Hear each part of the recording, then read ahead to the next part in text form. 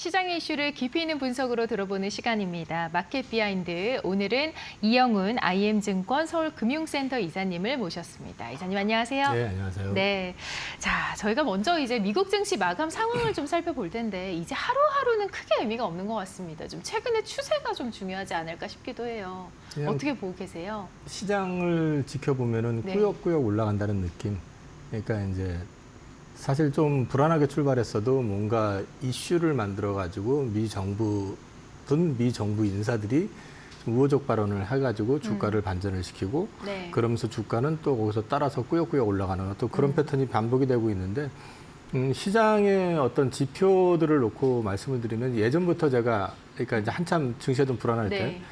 주목해 보셔야 될 그 지표로 제가 제시했었던 게 엔달러.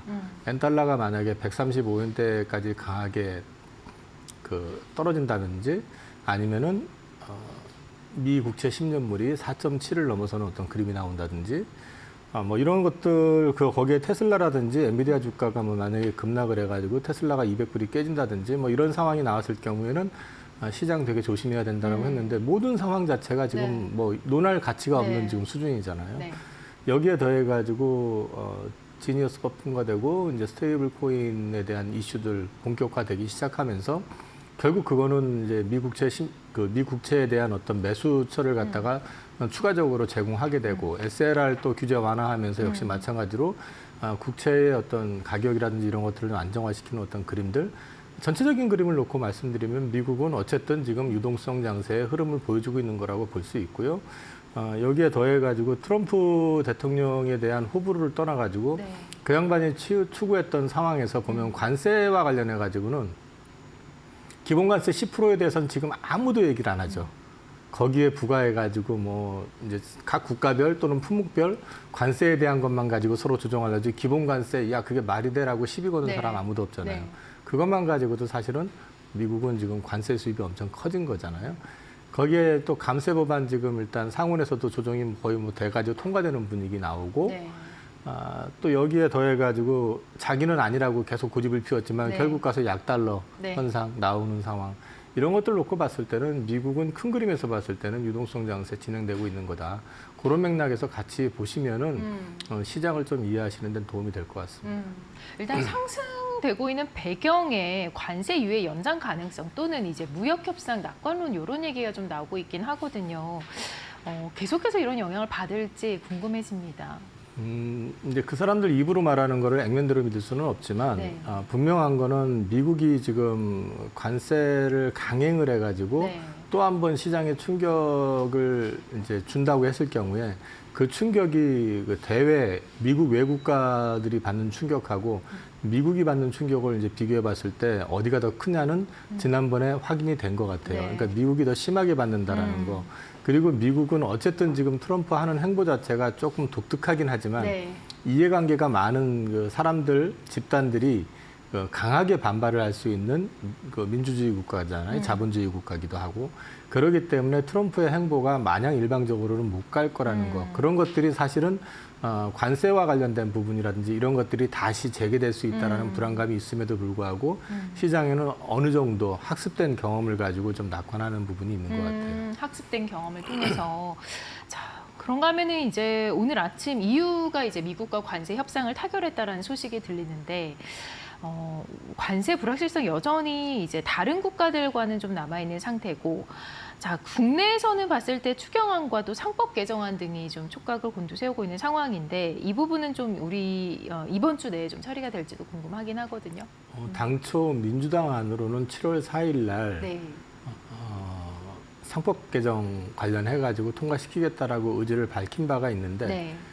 어저께 오후에 갑자기 국민의힘 쪽에서 상법 개정 찬성 입장으로 돌아섰더라고요. 근데 네. 좀 내용엔 좀 노이즈가 있을 것 같아요. 그러니까 세부적인 내용에 대해서 어떻게 할 것인지 예를 들어 가지고 집중 투표제라든지 이런 것들은 좀 국민의힘에서는 반대하는 것 같고 네. 뭐 이런 것들은 있지만은 어쨌든 통과 의지가 워낙에 강하고 지금은 제가 이데일리에서도 몇 번 말씀을 드렸지만은 이런 법 개정이나 제도 개선을 통해 가지고 기업의 가치를 제대로 평가를 받게 해야만이 외국인 투자자들이 투자 자금이 늘어나게 되고 국내 자금이 들어오게 될 것이고 그다음에 그걸 활용을 해가지고 자산의 어떤 가치가 업이 되면서 그걸 이용을 해가지고 우리가 그동안에 사실 미래 먹거리에 대해서 이전 정부, 이 전전 정부들 모두가 준비를 못했던 부분들을 해 나가야 되는 시점이기 때문에 네.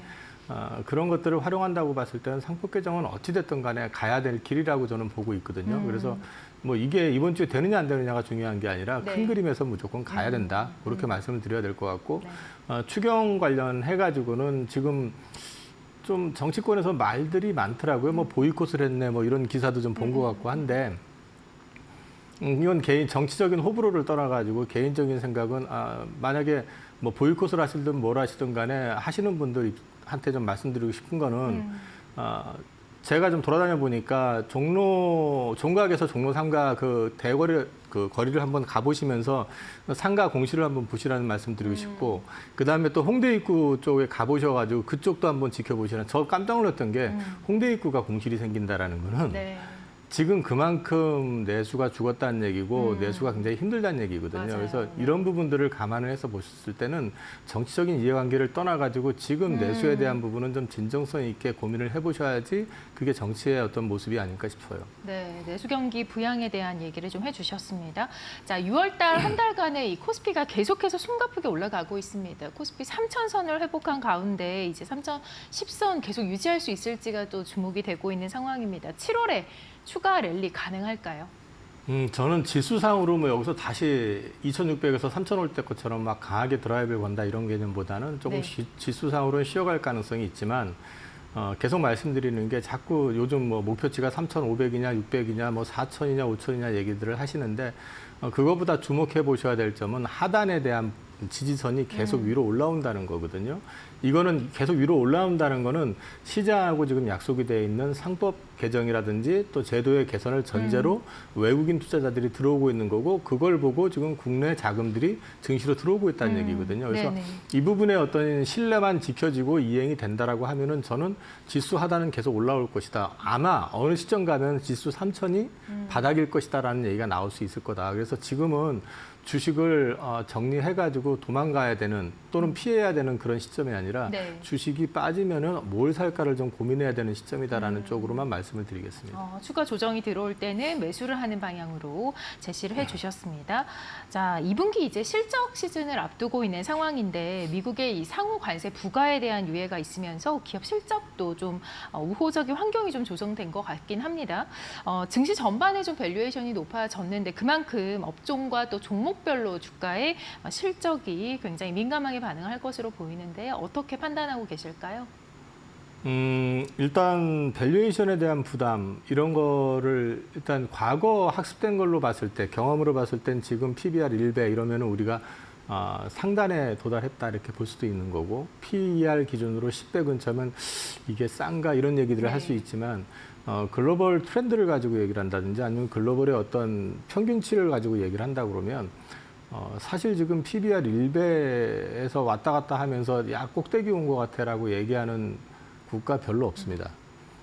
옆 나라 일본 같은 경우도 2.4 정도 됩니다. PBR이. 네. 우리가 이제 좋던 싫던 가장 일본하고 많이 유사하게 패턴이 좀 따라가고 있다라고 놓고 봤을 때 네. 일본 같은 경우도 이제 PBR 배수를 높였던 이유가 결국은 제도 개선을 통해서 그 소위 말해서 그 PBR 밸류를 높이기 위한 여러 가지 그 노력들이 있었던 네. 거잖아요. 그 결과물이었었던 거고 그 결과가 지금 단적으로 토요타 같은 게 이제 0.4에서 1.4까지 올라왔었던 건데 우리는 지금 현대차가 여전히 0.4입니다. 그러면 우리 입장에서 봤을 때 지금 여기가 끝이라고 얘기할 수 있겠느냐라는 걸 생각을 해볼 필요가 있을 것 같아요. 그래서 저는 그 부분에 대한 거는 시간이 가면 갈수록 이 밸류에 대한 부분은 우리가 지금 시장에 약속이 돼 있는 부분만 정상적으로 진행이 된다고 하면 밸류에 대한 고민은 크지 않을 거다. 그리고 또 시장에서 이제 말씀하셨던 것처럼 뭐 업종별, 종목별 이런 것들 이제 말씀하시는데 사실 원화 강세가 강하게 나오게 되면은 실적은 좀 떨어져요. 아무래도 수출 비중이 크다 보니까 그렇기는 한데 중요한 거는 앞서 말씀드린 것처럼 기업의 가치가 재평가를 받기 시작한다 그러면 PBR 0점 몇 대 있는 회사들 자체가 정상이 아니잖아요.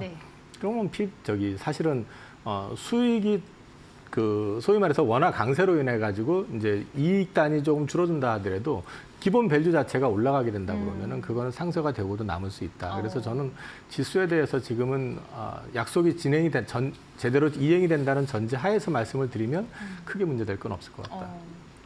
좋습니다. 자, 이 반도체 시간이 지금 온다라는 얘기가 좀 들려옵니다. 이 기술주 가운데서도 삼성전자에 대한 주목이 되고 있는데 삼성전자 좀 담아야 될까요? 정말 어떻게 해야 될까요? 삼성전자는 제가 이제 말씀을 드리는 거는 원화 강세만큼 수혜를 볼 것 같다.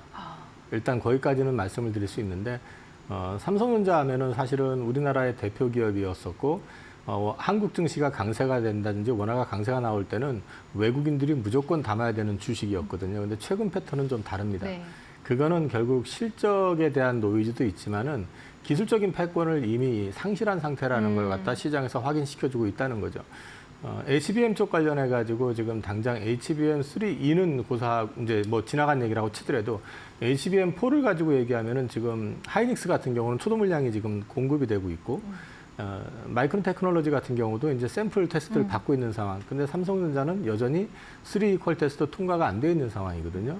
4에 집중한다 그러는데 3E가 안 되는데 4에서 집중한다고 해서 그게 된다라고 보장을 할 수 없는 네, 거잖아요. 네.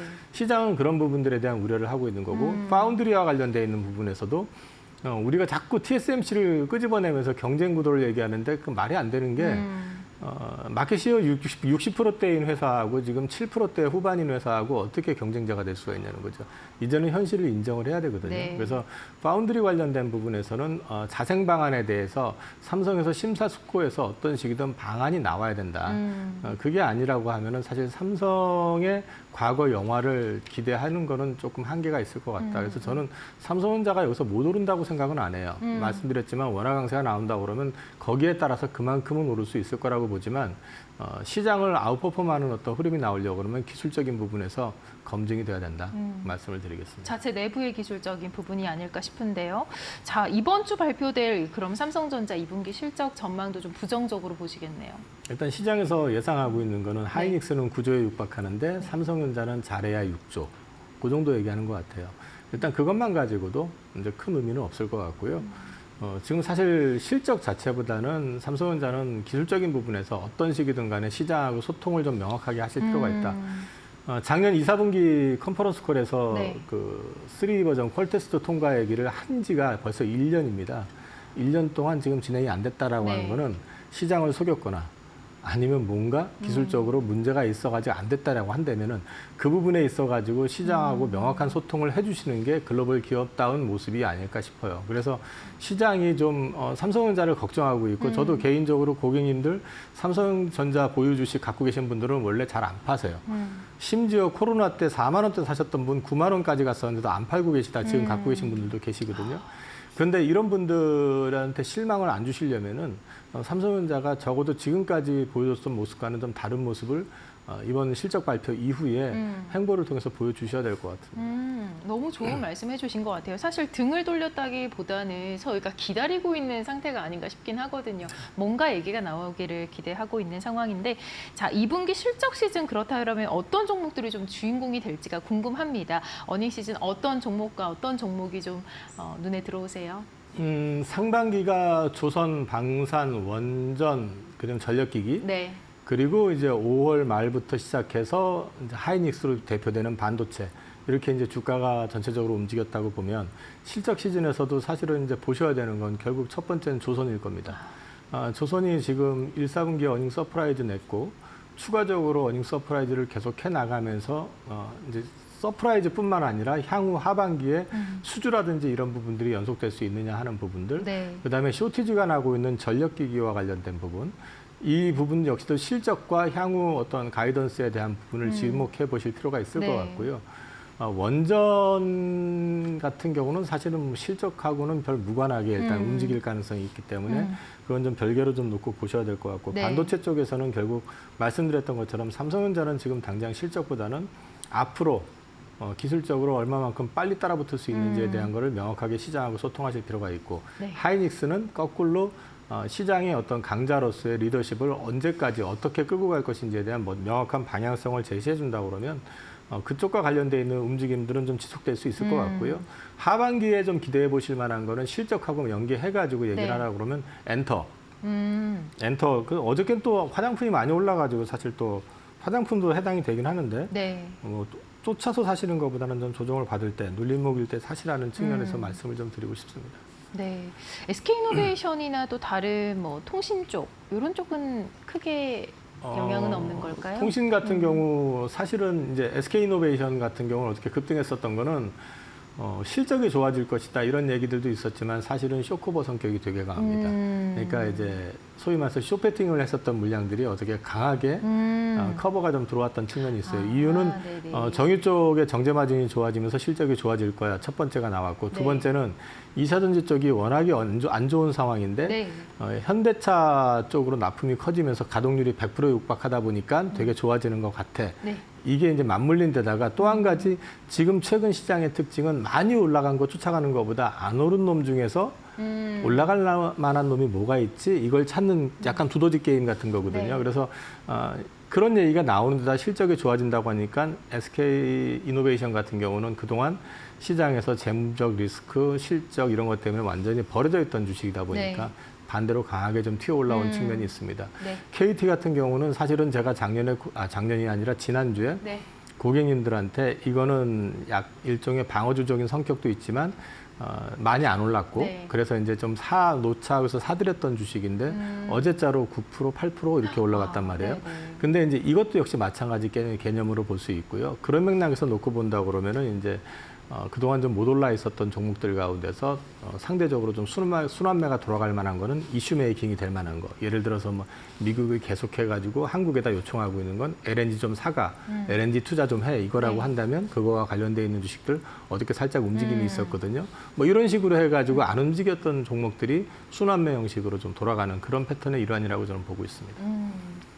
네, 잘 들어봤습니다. 자, 7월 증시 전망이랑 또 투자 전략을 저희가 좀 들어봐야 할 텐데, 이 많은 투자자분들이 좀 3,100선에 대해서 지금 많은 생각을 하고 계신 것 같아요. 갈 수 있을까에 대한. 저는 이번 장세 자체를 조금 시계열을 넓게 본다면 저는 이게 금방 끝날 거라고 생각은 안 합니다. 되게 의미가 있다라고 생각을 하고 있고 그다음에 이게 궁극적으로 우리나라의 미래 먹거리를 준비하는 하나의 과정이라고 저는 보고 있기 때문에 3,100을 자꾸 의식하실 필요는 없다고 생각을 하고 있고요. 궁극적으로 저는 전고점을 넘어설 거라고 생각하고 있기 때문에 네. 3,100에 대한 어떤 두려움보다는 빠졌을 때 거꾸로 야 이제 끝났나 보다 하고 두려움 갖고 다 팔아버리시는 것보다 오히려 저는 저점의 매수 기회를 계속 찾아보시라는 말씀을 드리고 있습니다. 매수 기회요. 그렇다면은 좀 눌림목이 있는 종목들 위주로 매수 기회를 찾으라는 말씀이실까요? 성장이 살아있고 실적이 살아있고 이런 쪽에 수급까지 붙어있는 종목이라고 그러면 기회가 되겠죠. 네. 성장과 또 실적이 살아있는 종목들, 수급도 좀 살펴보아야 될 것 같습니다.